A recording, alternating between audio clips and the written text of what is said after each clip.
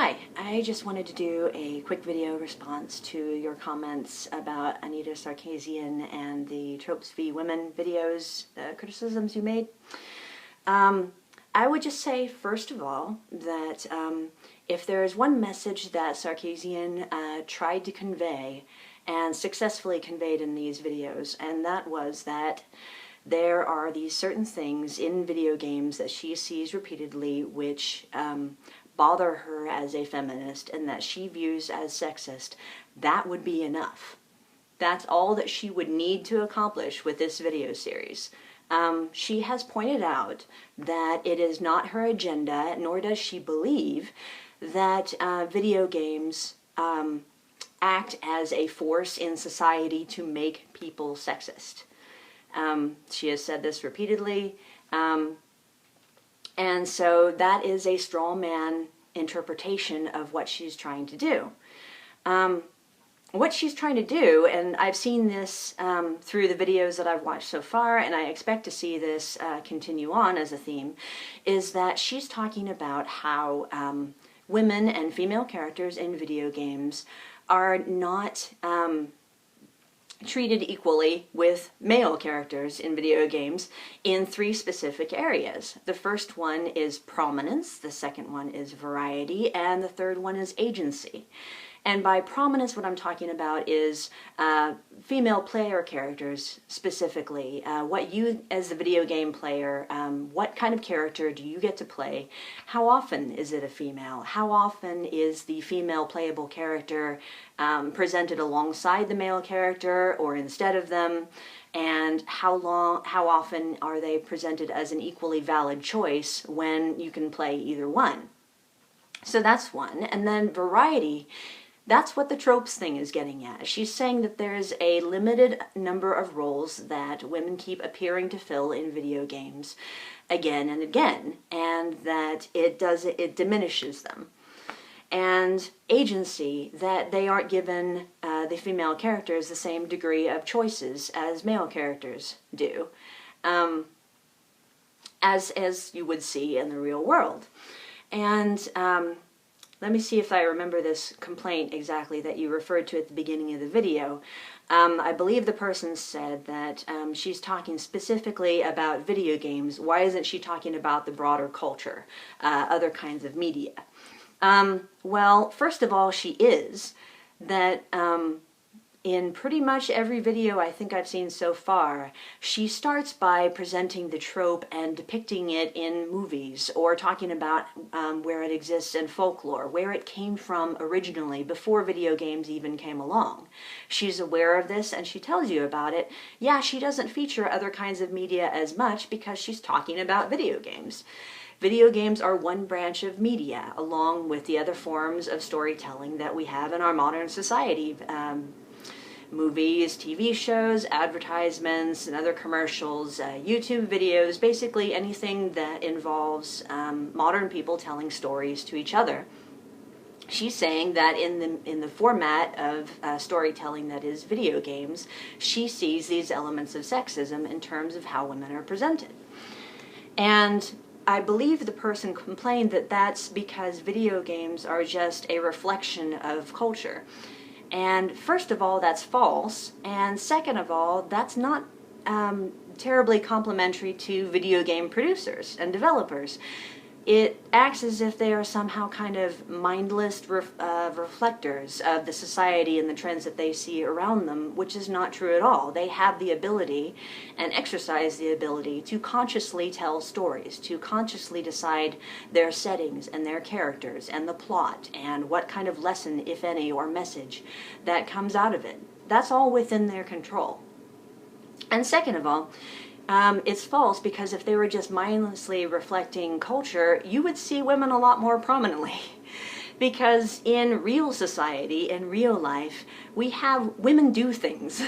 There are female prime ministers, there are female congresspeople, there are women who are police officers and spies and scientists, and every other role in society that involves exerting power, having interesting things happen to you, making decisions. That's real life. and yet you don't always see that in video games. And she's saying, why not? I think it's a mistake to say that they don't represent the real culture because it's fiction. Well, yes, it is fiction, but when you're telling a fictional story, if you're going to leave people out of it, that kind of demands an explanation. Because there's nothing in particular about having a world where people ride around on the backs of dragons and shoot down pterodactyls with lasers that would mean that women aren't involved. If you have that world, women are going to be riding around on those dragons shooting pterodactyls with lasers. Trust me, they will be doing that too. So you need to have a good reason why they're not doing it. Otherwise, it's going to look like you have selected to have your story differ from reality in a way that you're not bothering to explain. And why would you do that?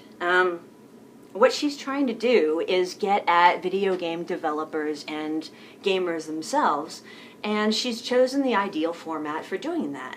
One of the principal complaints that I have seen of her videos actually comes from feminists who say that what she's doing is a lost cause, that she's not really getting into the primary complaints that you could make about sexism in media. And so what these people would say, these are generally people who would dismiss video games altogether as something that men are interested in, men who haven't actually grown up and reached adulthood along with the rest of us.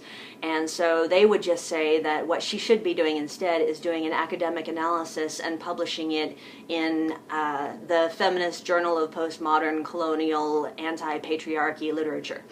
And then it can be read by people who have never played a video game in their life, and they can just go, oh yeah, I thought so. But obviously that's not what she's trying to do. She's trying to express problems with video games because she loves them and wants them to be better. And so the critiques that you can come back with saying, well, she's not, she didn't get the facts right with this particular video game, she didn't give the context which might illuminate that the game is trying to get across a different point than she says. That's a legitimate complaint. And I do see that coming from gamers, but I also see some of them saying this is something she shouldn't be bothering to do. Because there are other things that they're more interested in, other things that they think are more valuable. Why isn't she making videos about world hunger? Okay, yeah, but are you on YouTube going to the videos of people who are showing how to paint your toenails to look like Michael Jackson and making the same complaint on their videos? I don't think so. I think generally the people making this complaint, which you could hear described as Dear Muslimah, to reference Richard Dawkins and his own complaint that American feminists shouldn't be complaining about sexism because it's so much worse for women elsewhere in the world. Yes, it is, but that doesn't mean that what we're recognizing as sexism isn't sexism.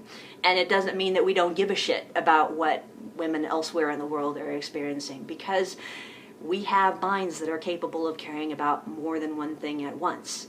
And the specific cause that someone is choosing to focus on isn't illegitimate because it's not important enough to you personally or doesn't interest you personally. And here I'm talking to the people who think that the entire enterprise of talking about sexism in video games is not legitimate. Okay, there's always going to be a bigger cause. There are always going to be children who are starving more somewhere else that you could be talking about instead. That's not a legitimate critique. So let's go with the critiques that are legitimate. Let's talk about whether what she sees as a sexist trope is in fact a sexist trope or not.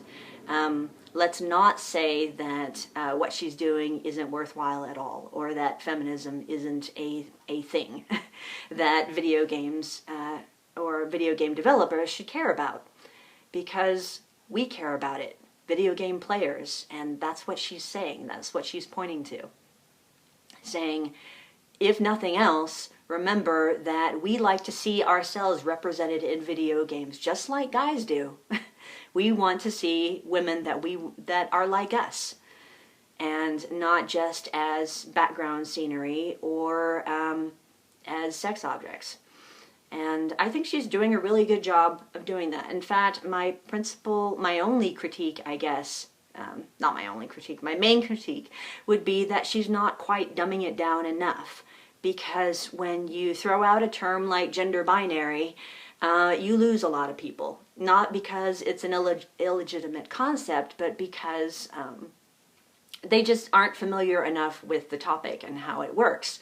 And so she does go to some trouble to try and explain things, but because this is a video medium, she has to talk fast and she has to get across messages repeatedly if she wants them to be understood, and so she can't dwell on any one thing often. So I think she's doing a really good job overall. I have my own criticisms that go beyond what I've mentioned, but this video is already too long, so I will leave it there. Thanks.